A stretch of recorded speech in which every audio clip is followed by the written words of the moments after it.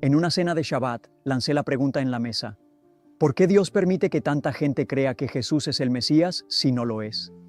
¿Acaso un Dios justo dejaría que millones siguieran una mentira y que esa mentira diera como fruto amor, compasión, justicia, entrega? Leí por primera vez en secreto sobre la vida de Jesús. No lo hice por curiosidad, sino por necesidad.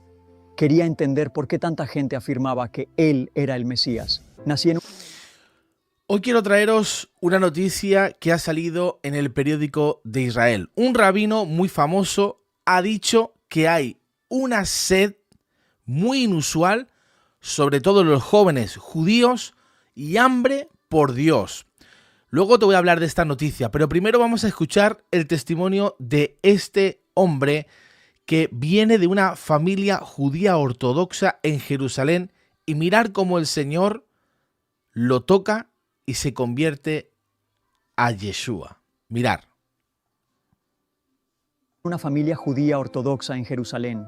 Desde el primer momento, mi identidad estuvo marcada por nuestras costumbres, nuestras oraciones y la historia milenaria de nuestro pueblo. Mi nombre es Isaac, y desde pequeño me enseñaron que ser judío no era simplemente una religión, sino una forma de vivir, de pensar, de respirar. Crecí rodeado de tzitzit, kipás, velas de Shabbat, mezuzot en cada puerta y el olor del pan jalá cada viernes por la noche. A los 3 años, comencé a estudiar en un heder, una escuela tradicional judía, donde el primer versículo que memoricé fue Shema Israel, Adonai Eloheinu, Adonai Echad. Me decían que esa era la declaración de fe más sagrada para nuestro pueblo, y yo la repetía con una mezcla de temor reverente y orgullo. Y mi padre era un hombre devoto. Se levantaba antes del amanecer para rezar Shaharit, pasaba las tardes estudiando el Talmud y nunca se perdía una festividad. Mi madre también era piadosa, cuidadosa con las leyes de Kashrut, del recato, y con una fe profunda en las promesas de Dios. En nuestra casa todo giraba en torno a la Torá, las enseñanzas de los sabios y la esperanza futura del Mesías. Nunca dudé de lo que me enseñaban.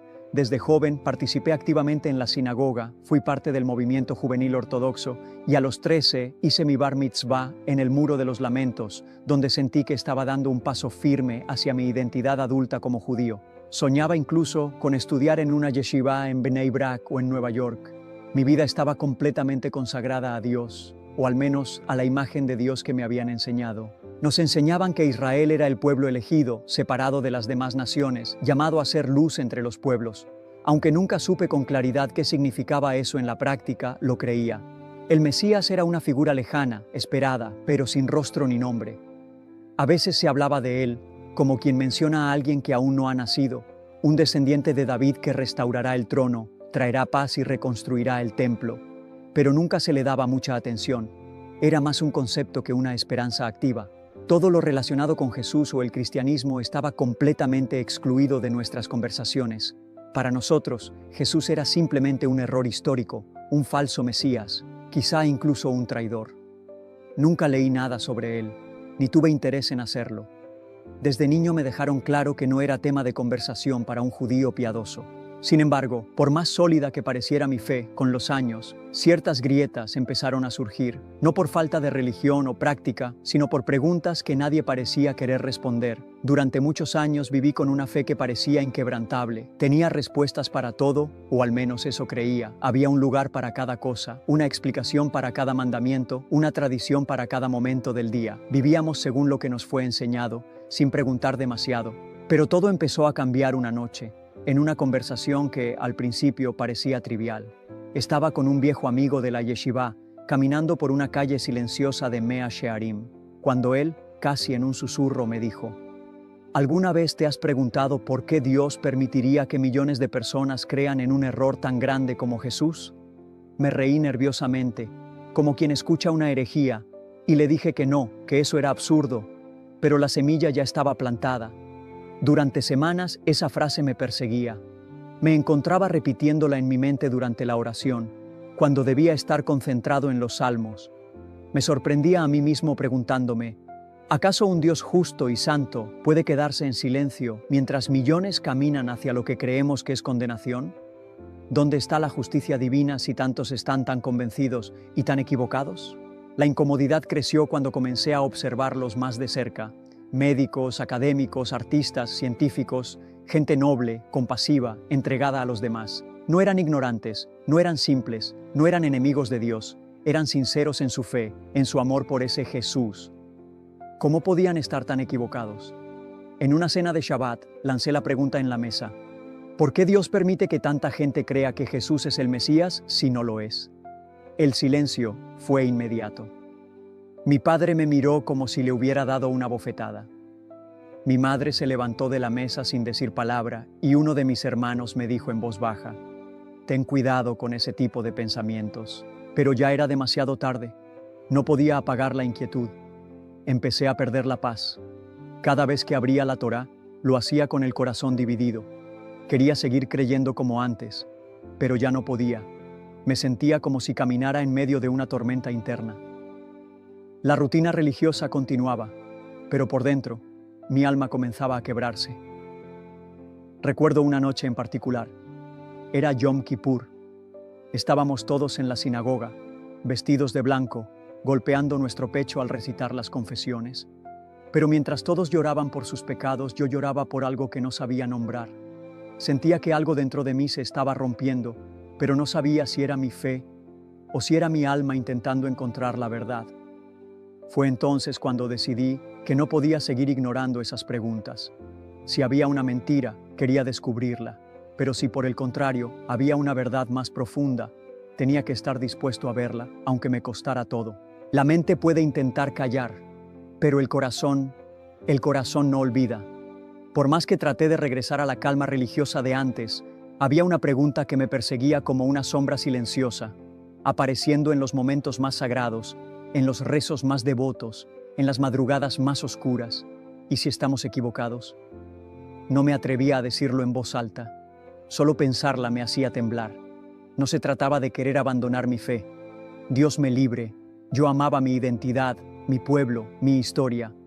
Pero esa pregunta, esa maldita pregunta, crecía como fuego entre los cimientos de mi alma. ¿Por qué Dios permitiría que tantos creyeran en una mentira por siglos?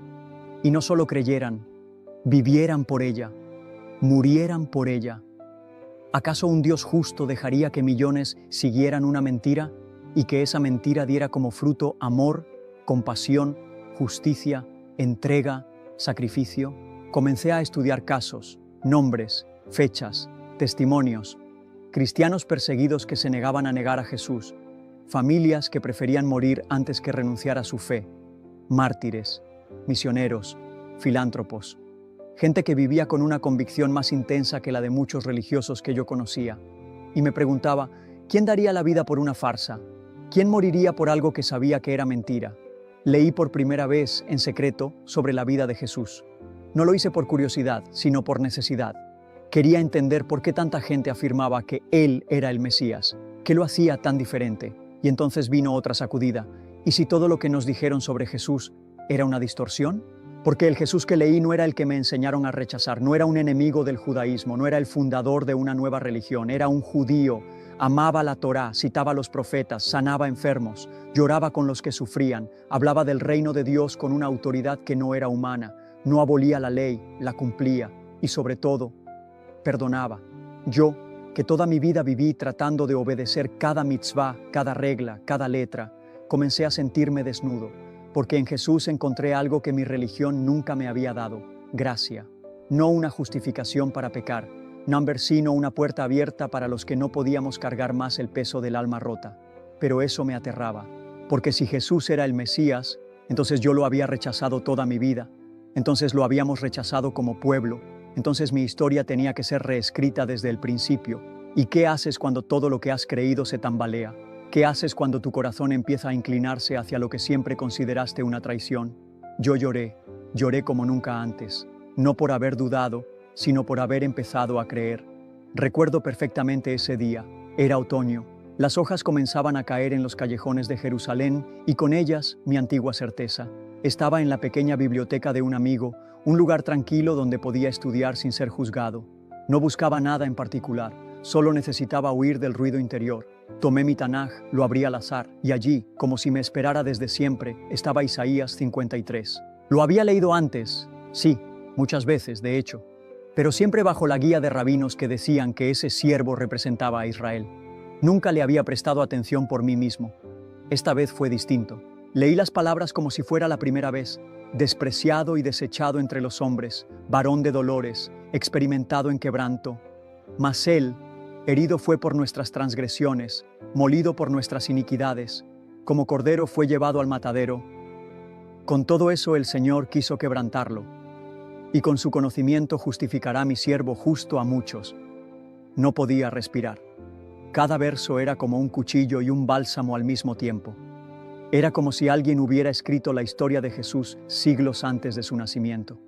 No solo en eventos, sino en esencia, en su sufrimiento, en su propósito, en su entrega.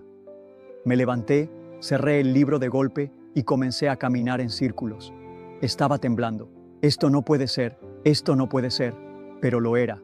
Ese capítulo que tantas veces había leído como un símbolo de nuestro pueblo doliente, ahora me gritaba un nombre. Y no era el de Israel, era el nombre de aquel que había aprendido a evitar, Jesús. Volví a leerlo, esta vez en hebreo. Busqué cada raíz, cada verbo, cada matiz. No había truco, no había manipulación. Era claro, dolorosamente claro. Y entonces me golpeó una verdad que me rompió por dentro. ¿Cómo es posible que durante años, en mi educación religiosa, nadie me enseñó a ver lo obvio? ¿Cómo logramos construir una fe tan cuidadosamente, ignorando la profecía más directa sobre el Mesías? Esa noche no dormí. Isaías 53 se quedó grabado en mi alma como un eco constante. Herido fue por nuestras rebeliones. Por su llaga fuimos nosotros curados. Me senté frente al espejo y no reconocí al hombre que veía. Por primera vez me pregunté si todo este tiempo había estado defendiendo una fe, sin conocer verdaderamente al Dios que la inspiró. Y esa fue la noche en que comencé a orar, sin recitar. Por primera vez, hablé con Dios como un hijo que no sabe si será escuchado. Le dije, si eres el Dios de verdad, muéstrame si Jesús es el que tú enviaste. Y si no lo es, líbrame de este error. Pero si lo es, no me dejes seguir viviendo en la oscuridad, porque algo dentro de mí ya sabía la respuesta. Después de aquella noche en que Isaías 53 me sacudió hasta los huesos, no pude detenerme. Tenía miedo, sí, pero un miedo extraño, no a perder mi fe, sino a descubrir que había vivido toda mi vida ignorando la verdad. Ya no podía conformarme con lo que me habían dicho. Necesitaba ir más allá, cruzar líneas que antes consideraba prohibidas.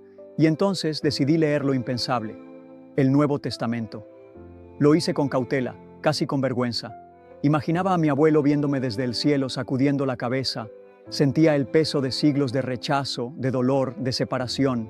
Pero dentro de mí había una voz más fuerte. La verdad no le teme a la búsqueda. Fue así como conocí de verdad a Saulo de Tarso, o como todos lo conocen, Pablo. Y lo que leí me desarmó. Un fariseo, un celoso de la ley, un hombre formado en la tradición más estricta del judaísmo, era como uno de nosotros, como yo. Y sin embargo, cambió. No solo de opinión, cambió de vida, de corazón, de destino. Pasó de perseguir a los seguidores de Jesús a convertirse en uno de ellos, pero no de manera simbólica. No fue un cambio leve, fue radical, doloroso, total, y yo no podía entenderlo. ¿Por qué alguien como Pablo, educado, fervoroso, patriota, comprometido con la ley, iba a traicionar todo eso por una mentira? ¿Por qué arriesgarlo todo?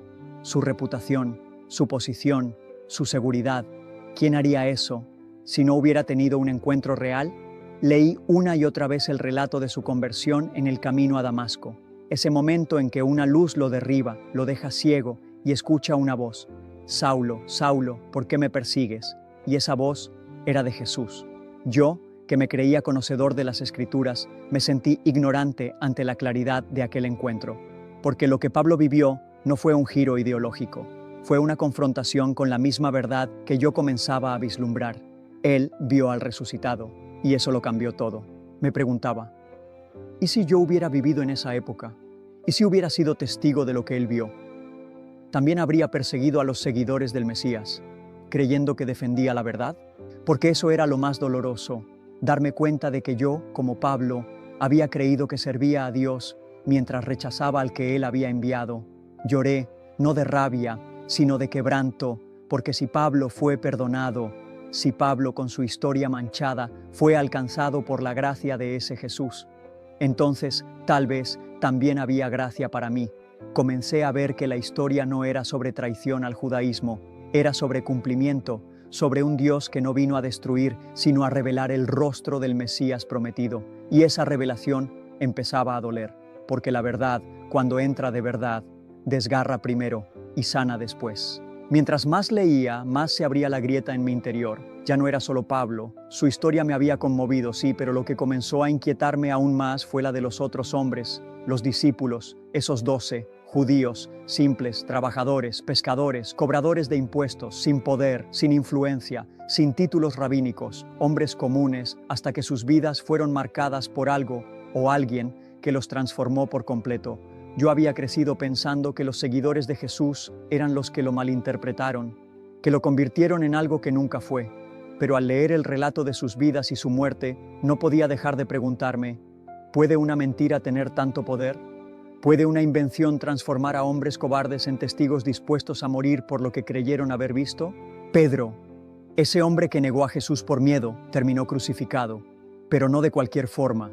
Según la tradición, pidió ser crucificado cabeza abajo porque no se sentía digno de morir como su maestro. Juan, exiliado. Andrés, ejecutado. Santiago, decapitado. Tomás, el más escéptico de todos, llevado hasta la India, proclamando que Jesús había resucitado. Y lo que me perseguía era esta pregunta: ¿morirías tú por algo que sabes que es una mentira? Porque si Jesús no resucitó, como me habían enseñado desde niño, entonces ellos lo sabían, ellos lo habrían ocultado, ellos habrían sido los autores de la mentira. Pero si no ganaron poder, ni riquezas, ni posición, si fueron perseguidos, torturados, asesinados, ¿cuál habría sido el motivo para sostener una farsa? Algo no cuadraba, o más bien, algo comenzaba a cuadrar demasiado bien. Yo conocía la historia de los mártires judíos, de los profetas, de los que murieron en nombre de la verdad. Pero aquí estaba frente a hombres comunes que afirmaban haber visto a Jesús resucitado y estaban dispuestos a apostar sus vidas por ello. Cada testimonio, cada carta, cada palabra suya me golpeaba como un martillo. No hablaban como fanáticos, no sonaban como manipuladores, hablaban como testigos, como gente que no podía callar lo que habían visto y oído. Y yo estaba al borde de una rendición interior. ¿Y si no eran traidores del judaísmo? ¿Y si eran los primeros en reconocer lo que muchos no pudieron ver? ¿Y si eran los que simplemente creyeron? El peso de esa posibilidad me cayó como una losa sobre el pecho, porque si ellos tenían razón, entonces yo había vivido equivocado, y eso me dolía más que el miedo al rechazo, más que el temor a lo que diría mi comunidad, más que el precio de creer. Me encerré en mi habitación, tirado en el suelo, con lágrimas en los ojos, y dije en voz baja, casi temblando: Dios, si Jesús es verdaderamente el Mesías, ¿cómo puedo seguir negándolo? No obtuve respuesta audible, no hubo visión ni voz desde el cielo, pero algo dentro de mí cambió esa noche. No fue una emoción, fue una certeza, una convicción serena, profunda, irrefrenable. No estaba frente a una mentira, estaba frente a la verdad más peligrosa y liberadora que jamás había conocido.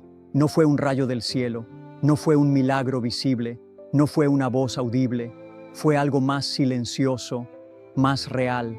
Fue como si, después de años caminando en la oscuridad, alguien simplemente hubiera encendido la luz. Y en ese instante lo supe: Jesús es el Mesías. No lo digo con liviandad, no fue una decisión superficial. Fue una batalla interior que me desgarró en lo más profundo. Fue llorar noches enteras, fue sentir que mi mundo se venía abajo, fue mirar al cielo y preguntarme si aún había lugar para alguien como yo en los planes de Dios. Pero cuando lo acepté, no sentí condenación, sentí paz. Una paz que nunca había experimentado en todos mis años de religión. No porque la Torá no tuviera valor, la amo, la honro, la seguiré estudiando, sino porque por primera vez entendí el propósito detrás de la ley. La ley me mostraba mi necesidad, pero el Mesías me ofrecía el perdón.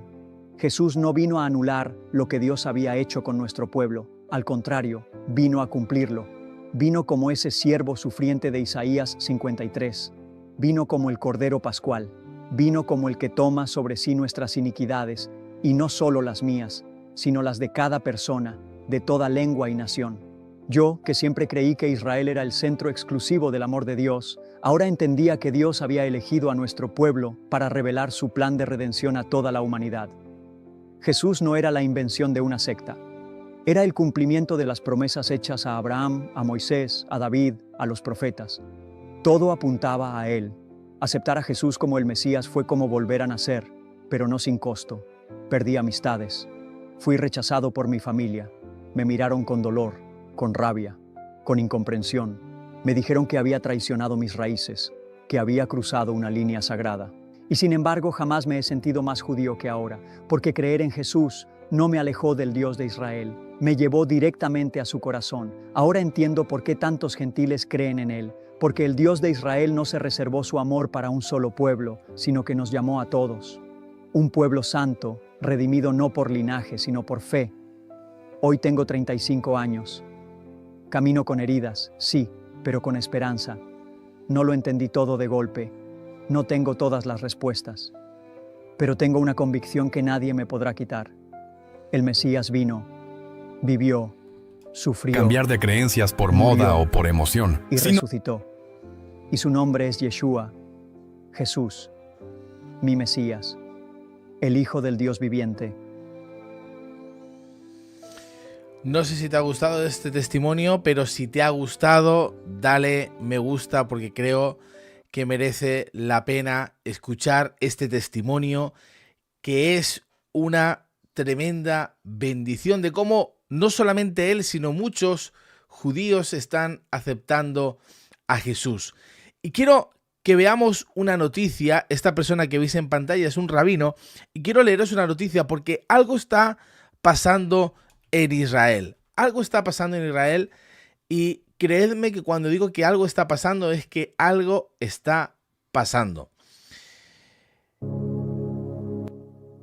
Y quiero que veas esta noticia conmigo porque me ha parecido muy interesante y quería traer esta noticia con todos vosotros en el día de hoy. Una noticia que me ha parecido muy interesante porque este es un periódico israelí, y fijaos cómo empieza a hablar este periódico y lo que empieza a decir. Dice: una generación de almas sedientas, el inesperado despertar espiritual de Tel Aviv. Esto se pone más interesante cuando, por ejemplo, observamos que Tel Aviv es una de las ciudades más difíciles. Tel Aviv podría ser perfectamente una de las ciudades consideradas ciudades del pecado. Hay muchísimas cosas que están pasando allí. Por ejemplo, es la ciudad donde más se celebra el Día del Orgullo Gay. Hay muchísimas cosas que pasan allí, y allí justamente está habiendo un despertar espiritual. Fijaos lo que dice esta noticia. Aquí hay un montón de jóvenes, pero quiero leeros esta noticia porque me parece muy interesante todo lo que está pasando en Israel. Dice así la noticia: en el corazón de la secular Tel Aviv, porque a Tel Aviv se le conoce por ser muy secular, os lo vuelvo a repetir, no tiene nada que ver con Jerusalén o con otras partes. Tel Aviv es una ciudad con mucho avance tecnológico, con muchas cosas muy buenas, pero también es una ciudad de mucho libertinaje. Y se le conoce así: en el corazón de la secular Tel Aviv algo ha cambiado. Los jueves por la noche, tradicionalmente la noche de mayor actividad para los jóvenes israelíes antes del Shabbat, del viernes, las sinagogas ahora están repletas de adolescentes con sus teléfonos guardados y sus libros de oraciones abiertos. Estudiantes de secundaria se levantan voluntariamente antes del amanecer durante la semana escolar para asistir a las oraciones matutinas. Jóvenes soldados que regresan de Gaza recitan el Kiddush los viernes por la noche por primera vez en sus vidas. Y en toda la ciudad más cosmopolita de Israel, una pregunta emerge de toda una generación: si estuve dispuesto a morir por el pueblo judío, ¿no debería también vivir para él? Hemos empezado este directo hoy, día 13 de noviembre de 2025. Estamos en directo ahora mismo. Hemos empezado este directo hablando acerca del testimonio que hemos visto. Un testimonio que decía, sobre todo repetía varias veces, si te has fijado bien, que él estaba sorprendido de cómo gente, como los discípulos, entregaron su vida, dieron su vida por Jesús. Y la pregunta que él se hacía, ¿cómo puede ser que yo vea que otros den su vida por algo que es mentira? Nadie da su vida por algo que no creo que es mentira. Todo el mundo daría su vida por una verdad. Y por eso este judío reflexiona, empieza a estudiar y se encuentra con Jesús. La pregunta que muchos están haciéndose es ¿por qué no deberían vivir también para Dios? Sigue diciendo la noticia, la transformación se hizo innegable el pasado septiembre, justo antes del Año Nuevo Judío, cuando la investigadora cultural de Tel Aviv, Sigalit Banai, apareció en la televisión nacional para describir un fenómeno que dejó perpleja a esta mujer y muy conmovida. Su hija de 16 años, estudiante de arte en una escuela secundaria pública del corazón de la Tel Aviv secular, vuelven a repetir, había comenzado a asistir a las oraciones nocturnas de Selihot. Recordar que hace un mes y muy poco estuvimos dando la noticia de que cada año mucha más gente sube a dar estas oraciones de Selihot, oraciones pidiendo perdón antes del año nuevo, y dice que esta niña de 16 años fue por primera vez a estas oraciones nocturnas de Selihot, servicios penitenciales donde ellos son servicios de penitencias donde se celebran en las semanas previas a las fiestas más importantes para los israelíes. Dice esta mujer que le dijo: mamá, somos una generación de almas sedientas. Mamá, somos una generación de almas sedientas. Y fíjate, porque lo que hoy te quiero compartir es algo que mucha gente está esperando. Y créeme que cuando digo que mucha gente está esperando es porque todo se ha cumplido, y de las pocas cosas que faltan por cumplirse es un despertar espiritual en Israel. Y eso también lo hemos dado en este programa. Por eso esta noticia me emociona y quiero compartírtela. Esta niña de 16 años le dijo a su madre: mamá, somos una generación de almas sedientas.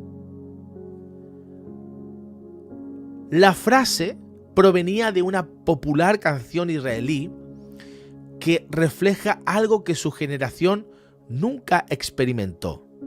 Jóvenes israelíes que adoptaban la práctica judía de maneras poco convencionales y personales, asistiendo a la sinagoga un día, viviendo de forma secular al siguiente, eligiendo tradiciones sin un compromiso religioso formal.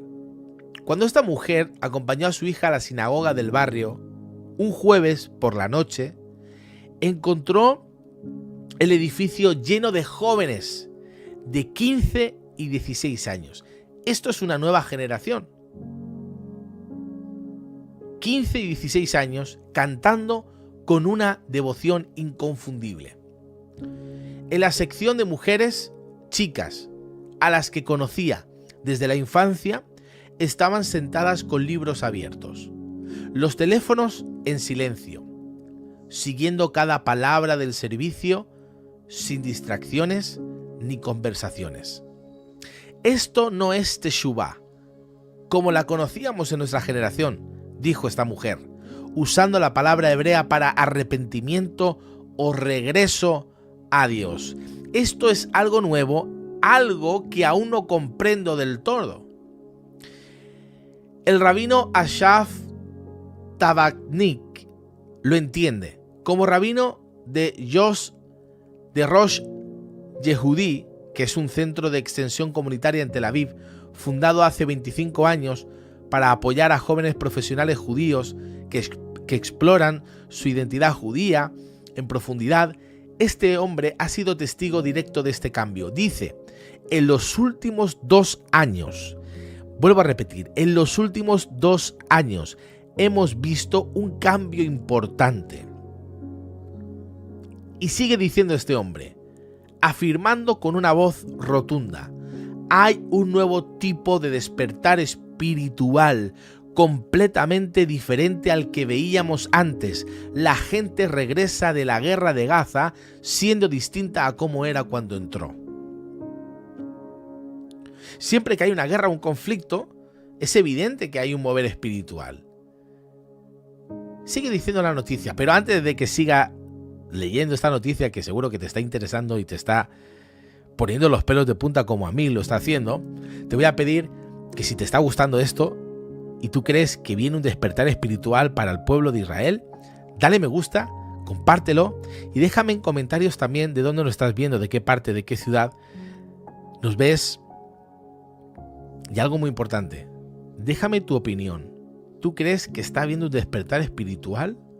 ¿Se está cumpliendo la profecía de Ezequiel capítulo 36?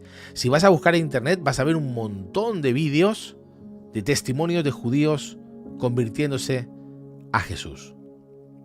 Sigue diciendo la noticia, las cifras cuentan parte de la historia. El número de reclutas israelíes durante la guerra alcanzó niveles extraordinarios, ya que muchos jóvenes se ofrecieron como voluntarios para defender a su nación. Pero el rabino Asaf ve una narrativa más profunda en lo que ha sucedido cuando estos mismos jóvenes regresan a casa.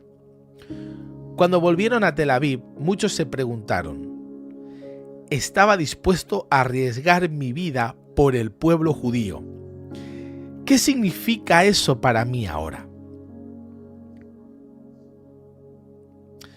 Explicó, muchos habían estado alejados de su fuente de Dios durante años, algunos viajando por el mundo, otros desconectados, pero la guerra despertó algo profundo en su interior, una poderosa conexión con el pueblo judío y sus raíces. Ahora que están en casa y las cosas se han calmado, están comenzando una profunda búsqueda interior. Esta búsqueda Esta búsqueda adopta diversas formas. Algunos jóvenes han comenzado a usar el tzitzit a diario o incluso una kipá tras experimentar una transformación espiritual durante su servicio en Gaza. Otros se han unido a las reuniones de Kabbalat, Shabbat, de Rosh Yehudi, que han crecido enormemente desde que comenzó la guerra. Otros, en cambio, realizan el Kiddush los viernes por la noche, recitando la bendición tradicional sobre el vino para santificar el Shabbat, una práctica que antes asociaban únicamente con la generación de los abuelos. Lo tienen claro, dijo el rabino Asaf, pero aún no pueden expresarlo con palabras. Cada vez vemos a más personas que se unen a las clases, las oraciones y las comidas de Shabbat. La demanda se ha disparado. Y estamos hablando del lugar, de la región, de la ciudad más secular. Es decir, que no es religiosa. El movimiento no se limita a los adultos. Dice que estudiantes de secundaria laicos de todo Tel Aviv ahora se ponen los tefilín, participan en programas juveniles en sinagogas y yeshivas, llenan los servicios de selihot, de súplicas de arrepentimiento, de oraciones de arrepentimiento. Este rabino Asaf se reúne con frecuencia con jóvenes que le confiesan abiertamente que la guerra los llevó a buscar a Dios. Cada uno encuentra su propio camino. Uno guarda el Shabbat en casa, otro apaga el teléfono durante 24 horas, otro empieza a orar una vez por semana. Todos progresan de alguna manera. Este despertar espiritual alcanzó su punto álgido el pasado Yom Kippur. Ojo a esto. cuando 1500 personas se unieron a las oraciones del Rosh Yehudí en el Parque Meir de Tel Aviv. La multitud era enorme, recordó este rabino Asaf.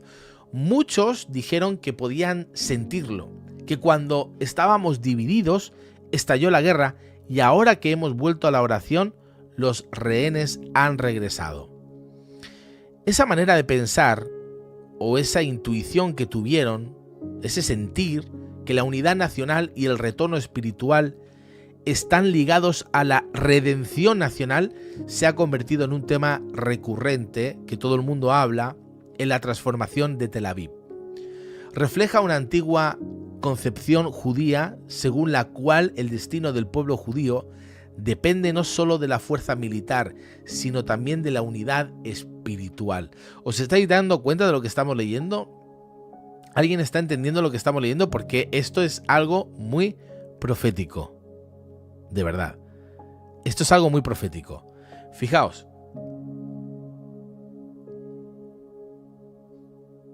No sé si lo podéis leer. Yo espero que sí, que lo podáis leer. O la letra quizás es muy pequeña. Pero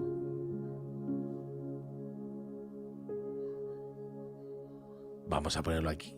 A ver si lo podéis leer conmigo. Sigue diciendo: Rosh Yehudí, que fue fundada por Yisrael y Moria Zeira, lleva 25 años preparándose para este momento.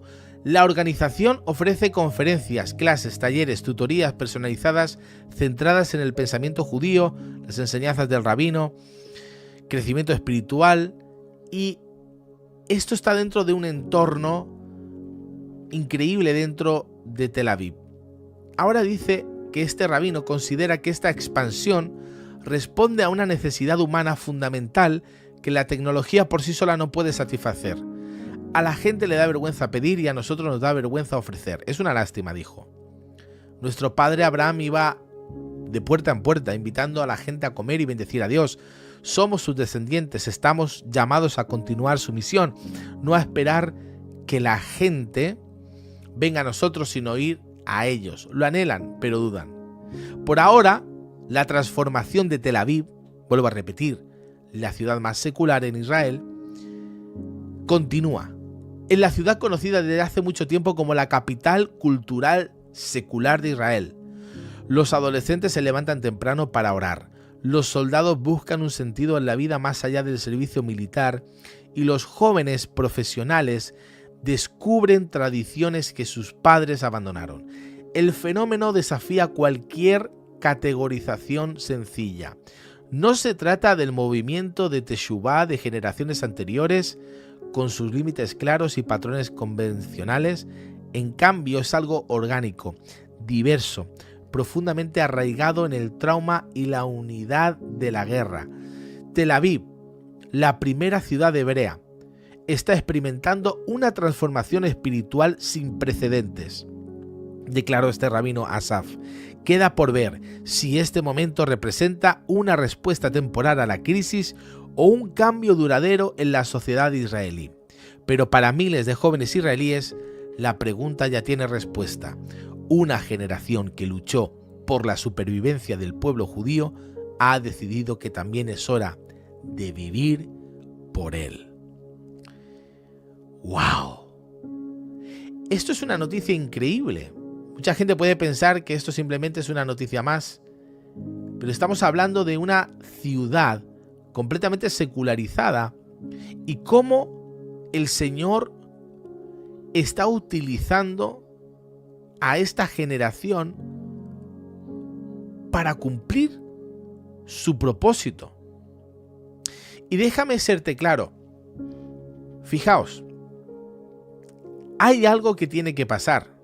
A mí me emociona mucho la noticia de hoy, me emociona muchísimo porque creo que es algo profético, algo que el Señor está haciendo en el pueblo de Israel. Y creo que Ezequiel 36 es parte de esa profecía que se tiene que cumplir, ¿no? Mucha gente dice, es cierto esto, que os voy a decir ahora, mucha gente dice que, bueno, que no está pasando nada en Israel. Mucha gente dice que en Israel no está pasando nada, que el pueblo está en un momento, bueno, lejos de Dios. Yo no digo que no, pero la noticia de hoy, esto que estábamos viendo de que miles de jóvenes ya en Selijot se dejaron ver y empezaron a clamar al Mesías, empezaron a volver su corazón, ya nos está indicando algo, ¿no? Así que yo creo que sí que está pasando algo en la noticia de hoy, sí que está pasando algo, y creo que estamos viendo cosas increíbles y que pronto veremos más cosas, ¿no? Quería comunicaros algunas cosas interesantes. Entre ellas, fijaos, una noticia que ya creo que dije estos días, pero que es una noticia que justamente hoy ha vuelto a salir y ha salido en varios medios de comunicación, y es que Irán, ojo a esta noticia, Irán planea lanzar más de 2000 misiles contra Israel en la siguiente guerra. Es decir, creo que ha sido el New York Post que ha publicado una noticia que decía que la guerra entre Israel e Irán no se ha resuelto. Es una guerra que va a en algún momento volver a reiniciarse, porque sabemos que está enriqueciéndose con uranio para crear bombas nucleares y lanzarlas a Israel. Por lo tanto, estamos viendo que es muy probable que este plan se pueda ejecutar en los próximos meses. Es muy probable, y ya están avisando que esto está a punto de ocurrir. Y ya muchas emisoras, muchos canales de televisión ya están dando la noticia que nosotros dimos en este programa el otro día, que hay gente que piensa que no pasa nada, pero hay que tener cuidado con esto, porque creo que esto sí que al menos nos está indicando de que puede pasar algo. Fijaos lo que ha pasado en... a ver si lo puedo poner. Parece que no está la foto. Bueno, sí, el 18 de noviembre. Estamos a 13. Dentro de unos minutos 14 aquí en España. Estamos a 4 o 5 días de que se reúnan Donald Trump y Bin Salman. Esta reunión que van a tener va a ser una reunión para poder hablar acerca de lo que se va a hacer en Medio Oriente. ¿Os acordáis de los acuerdos de Abraham? Bueno, pues esta reunión va por ahí, porque hay mucha gente que no quiere entrar en esos acuerdos de Abraham. Quiero parar un momento para dar las gracias a Enrique Ortiz. Muchísimas gracias, Enrique, por tu donación. Gracias, Enrique. Muchísimas gracias, Enrique, por tu donación. Y también hay otra persona que ha donado, que quiero darle las gracias, que es Judy Gómez. Saludos. ¿Cuándo vienes a Houston? No sé si le dice a Steven o me lo está diciendo a mí. Yo no lo sé cuándo viene a Houston, y a Steven tampoco. Pero si lo invitáis a Steven, puede ser que vaya. Esta noticia, vuelvo a repetir, parece que no va a ocurrir nada, pero vamos a ver qué va a pasar. Otra noticia que ha sucedido estos días, os pongo al día un poquito comentando estas noticias, ha sido otra cosa que ha puesto en alerta a todo el mundo, porque parece ser... Bueno, todo el mundo está llamando loco todo el mundo está llamando loco a este... Es con respecto al 3 y Atlas. Mucha gente está llamando loco a Bill Loeff, el científico astrofísico israelí, por sus declaraciones. Casi todo el mundo está diciendo que está loco, porque esto es claramente un cometa. Pero ha salido nueva información, y es que se ha dividido o como que se ha fragmentado en 17 pedazos. En 17 pedazos. Vamos a ver, porque si esto es cierto, lo que está diciendo Abraham Loeb es que han podido salir 17 naves a la vez. Bueno, mañana o esta semana o la semana que viene intentaré daros más noticias acerca de esto. Estoy concretando una entrevista con el doctor Armando Alducín para que nos hable un poquito acerca de este tema. Él conoce muchísimo acerca de los últimos tiempos, acerca de... Él tiene conferencias acerca de la vida extraterrestre, etcétera, y queremos hacer una entrevista pues acerca de lo que está pasando ahora mismo, ¿no? ¿Esto será una excusa para el rapto? Sí, no, no sé. La cosa se está poniendo caliente en todo el mundo y todo lo que estábamos viendo antes acerca de miles de judíos que están en Tel Aviv, una ciudad totalmente secular, que están aceptando al Mesías, que están aceptando a Jesús. No que están aceptando a Jesús, perdón, que están volviéndose a Dios. Están en un despertamiento espiritual, ¿no? Y yo creo que esto es parte de lo que el Señor está haciendo en medio de su pueblo, ¿no? Así que son noticias muy esperanzadoras, son noticias que nos tienen que ni dar miedo ni todo lo contrario, sino decir, oye, algo está pasando y creemos que el Señor está muy cerca. Que el Señor nos bendiga mucho. Oye, 931 me gusta y han pasado más de 7000 personas. Darle me gusta si os ha gustado el directo de hoy. Estamos cerrando ahora con algunas noticias. Espero que os haya gustado. Si es así, hacérmelo saber para que yo suba más contenido de este tipo. Así que gracias a todos, que el Señor nos bendiga un montón. Os mando un abrazo fuerte, ya sabéis que Cristo está cerca. Prepárate para que pronto, cuando Él venga, tengas aceite en la lámpara. Que el Señor te bendiga. Un saludo a todos. Es una bacteria. No sé si es una bacteria o no es una bacteria. Esto no. Yo pongo esas imágenes que he encontrado, pero no os peleéis por eso, ¿vale? No os peleéis por eso. Un abrazo, que el Señor os bendiga mucho. Nos vemos mañana en otra retransmisión. Bendiciones.